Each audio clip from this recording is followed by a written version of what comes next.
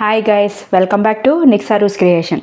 ఇవాళ నేను అన్ని వెజిటేబుల్స్ అంటే cabbage, sweet corn, capsicum, green peas, tomato, onion అన్ని వెజిటేబుల్స్ వేసి సాస్లు ఏమి వేయకోకుండా వెజిటేబుల్ మసాలా పాస్తా తయారు చేయబోతున్నాను అనమాట. ఇది నేను యూస్ చేసేది ఏంటి అంటే మ్యాకరోని పాస్తానే 100% సూజీ అనమాట, నో మైదా.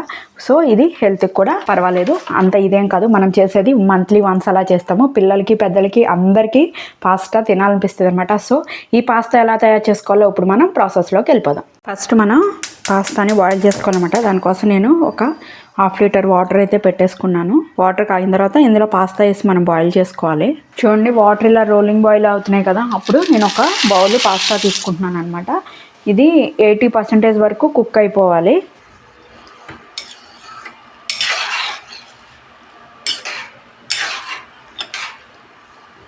చూడండి, ఈ విధంగా కుక్ అయిపోయింది అనమాట. 80% కుక్ అయిపోయింది. గ్యాస్ని లో ఫ్లేమ్లోకి అడ్జస్ట్ చేసేసుకొని ఇవి మనం స్ట్రైనర్లో వేసి వడగట్టేసుకోవాలన్నమాట. ఇప్పుడు ఇందులో పైనుంచి ఇలా చల్ల వాటర్ పోసేసుకుంటే ఏమవుతుంది అంటే అవి ఒకటి ఒకటి టచ్ అవ్వకుండా ఉంటాయి అన్నమాట. ఇందులో ఒక 3 స్పూన్స్ ఆయిల్ యాడ్ చేసుకున్నాం.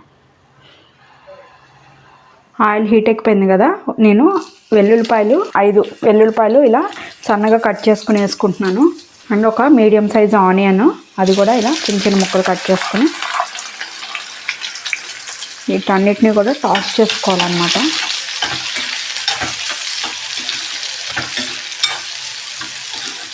ఇప్పుడు ఇందులో మీడియం సైజ్ క్యారెట్ ఇలా చిన్న చిన్న ముక్కలు కట్ చేసుకొని అది కూడా వేసుకోవాలి. అండ్ మీడియం సైజు క్యాప్సికమ్ ఒకటి, దాన్ని కూడా ఈ విధంగా ముక్కల్లాగా ఇలా బారుగా చీలికలు కట్ చేసుకున్నా.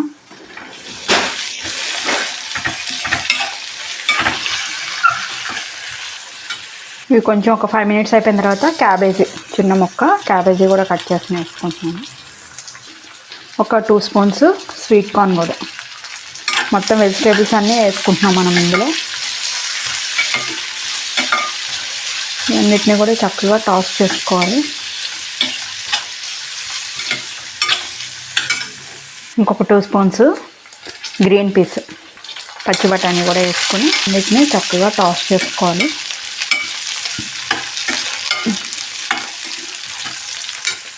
దీనికి మనం ఒక రెడ్ పేస్ట్ తయారు చేసుకోవాలన్నమాట. దానికోసం నేను మీడియం సైజ్ టొమాటోస్ 2 తీసుకున్నాను. ఇలా చిన్న చిన్న ముక్కలు కట్ చేసుకుని ఒక 7 ఎండుమిరపకాయలు, ఇవన్నిటిని కూడా పేస్ట్ చేసుకోవాలన్నమాట. తగినన్ని వాటర్ పోసుకొని పేస్ట్ చేసుకున్నాం దీన్ని.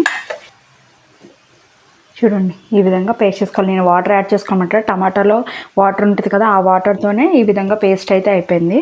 ఇప్పుడు మనం తయారు చేసుకున్న టమాటో మిర్చి పేస్ట్ ఉంది కదా, అది కూడా ఇందులో యాడ్ చేసుకోవాలి.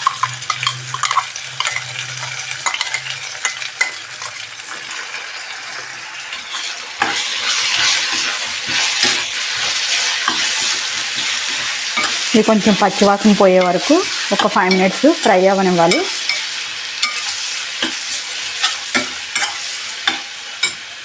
చూడండి, ఈ విధంగా ఆయిల్ అన్నది మసాలా నుంచి సపరేట్ అయిపోతుంది కదా, అప్పుడు ఒక 1/2 spoon pepper powder, black pepper powder వేసుకోవాలి.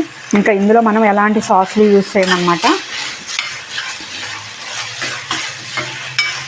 వెజిటేబుల్స్ అన్నీ కూడా యాడ్ చేసాము.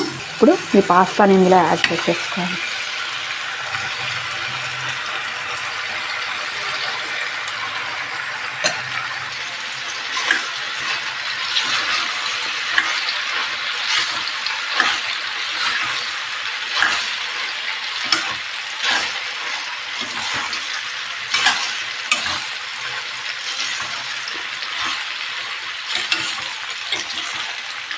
చూడండి, పాస్తా కూడా ఒకదాన్ని ఒకటి అంటుకోకుండా చక్కగా ఎలా పొడి పొడిలాడుతూ ఉన్నాయో. ఇప్పుడు పైనుంచి ఈ క్వాంటిటీకి నేను 1.5 స్పూన్ సాల్ట్ అయితే యాడ్ చేస్తున్నాను అనమాట. సాల్ట్ అన్నది లాస్ట్లో వేసుకోవాలి. ముందు వేసుకుంటే ఏమవుతుందంటే వెజిటేబుల్స్ అన్నీ కూడా కుక్ అయిపోయినట్టు అవుతాయి, టాస్ట్ అయినట్టు అవ్వు అనమాట.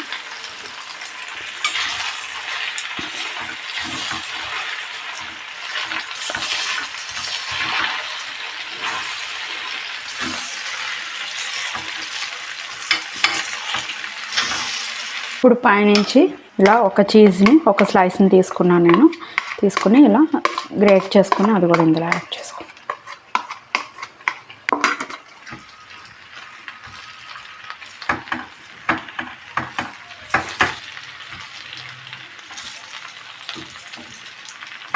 చీజ్ అన్నది ఆప్షనల్, మీకు కావాలంటే వేసుకోండి లేకపోతే స్కిప్ చేసుకోండి. ఫైనల్గా అయిపోయింది, గ్యాస్ ఆఫ్ చేసేసుకుంటున్నాను.